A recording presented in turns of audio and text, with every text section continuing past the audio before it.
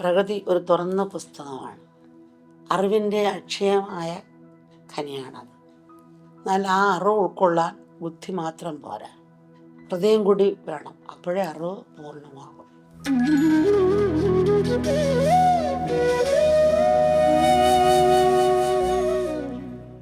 ഒരു കുഞ്ഞു ചെടിയെ കാണുമ്പോൾ നമുക്കതിനോട് വാത്സല്യം തോന്നണം. വൃക്ഷങ്ങളെ കാണുമ്പോൾ അതിനോട് നമുക്ക് നന്ദി തോന്നണം.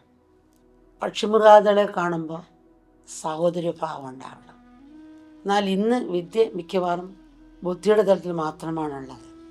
ഹൃദയം സൂചി പോലെ എല്ലാത്തിനെയും ഒന്നാക്കി തുന്നിച്ചേർക്കുമ്പോൾ ബുദ്ധി കത്രിക പോലെ എല്ലാത്തിനെയും കണ്ടിച്ച് പോകും. നൂറുകണക്കിന് പുഷ്പങ്ങൾ വിരിഞ്ഞു നിൽക്കുന്ന തോട്ടത്തിൽ പോലും പുഴുക്കുത്തുകൾ നോക്കാണ് പലർക്കും വാസന. ഏറ്റവും ലളിതമായതിനെ പോലും അവർ സങ്കീർണമാക്കുന്നു. ഇത് പറയുമ്പോൾ ഒരു സംഭവം ഓർക്കുകയാണ്.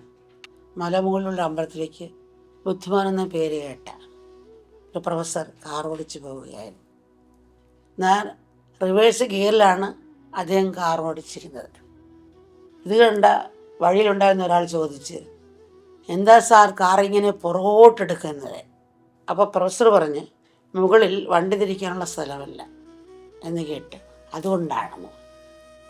ബുദ്ധിമാനായ പ്രൊഫസർ വഴിമോക്കരോട് പറയുകയാണ്. ഇത് പറഞ്ഞ് പ്രൊഫസർ മുകളിലേക്ക് യാത്ര തുടങ്ങി. 15 മിനിറ്റ് കഴിഞ്ഞാണ് അത് ആ പ്രൊഫസറുടെ വണ്ടി താഴേക്ക് വരുന്നു.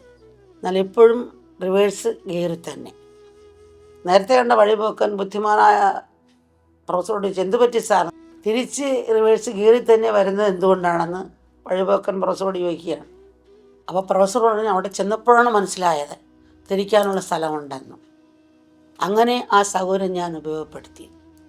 ഇതുപോലെയാണ് വലിയ ബുദ്ധിമാനെന്ന് അഭിമാനിക്കുന്ന പലരും. നമ്മുടെ ഉള്ളിലെ വിഡ്ഢിത്തം നമ്മൾ അറിയുന്നില്ല എന്നുള്ളതാണ്. തൊട്ടു മുന്നിലുള്ള നന്മാണം കഴിയാതെ ഭൂതകാലത്തിലെ തിന്മയെ നോക്കിയിരിക്കുകയാണ്. അവരുടെ മനസ്സ് കലുഷമാകുന്നു, മറ്റുള്ളവരുടെ മനസ്സും കലുഷമാക്കുന്നു. അല്ലാതെ നമ്മളൊരു കൊച്ചു വെട്ടിയിൽ വലിച്ചു കീറുന്ന സിഗരറ്റ് കുറ്റിയിട്ടാൽ അതൊരു ആഷ്ട്രയാകും. എന്നാൽ അതിൽ മോതിരങ്ങളും കമ്മലുകളും രത്നങ്ങളുമാണ് ഇടുന്നതെങ്കിൽ അതൊരു ആഭരണപ്പെട്ടിയാകും. അതിൽ നാണയങ്ങൾ സൂക്ഷിച്ചു വെച്ചാൽ അതൊരു പണപ്പെട്ടിയാകും.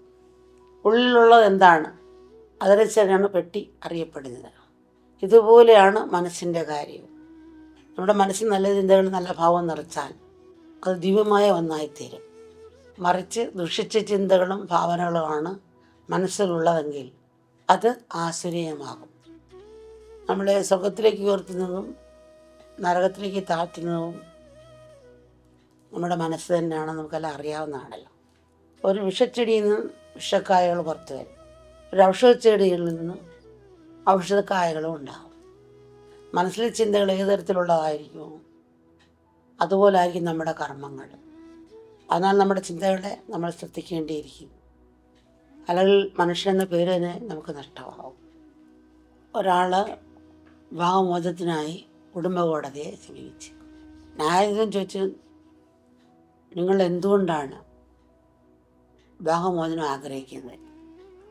അയാൾ പറഞ്ഞ്, എൻ്റെ ഭാര്യയോടൊപ്പമുള്ള ജീവിതം ഇനിയും എനിക്ക് സഹിക്കാൻ വയ്യ എന്ന് പറഞ്ഞു. അപ്പോൾ ന്യായാധിപൻ കാരണം എന്താണ്? അവൾ പാതിരാത്രി കഴിഞ്ഞാലും ബാറുകളെല്ലാം കയറി ഇറങ്ങുകയാണ് അവൾ ചെയ്യുന്നത്. അപ്പം ന്യായാധിപൻ ചോദിച്ചു, അവൾ അവിടെ എന്താണ് ചെയ്യുന്നത് എന്ന് ചോദിച്ചു. അയാൾ പറയാണ്, അവൾ എന്നെ തിരയുകയാണ് സാർ. നമ്മൾ ഈ കഥയിലെ ഭർത്താവിനെ പോലെയാണ്. നമ്മുടെ ജീവിതത്തിലെ പല പ്രശ്നത്തിനും കാരണക്കാർ മറ്റുള്ളവരാണെന്ന് നമ്മൾ കരുതുന്നു. വാസ്തവത്തിൽ തെറ്റ് നമ്മുടെ ഭാഗത്ത് തന്നെയാണ്.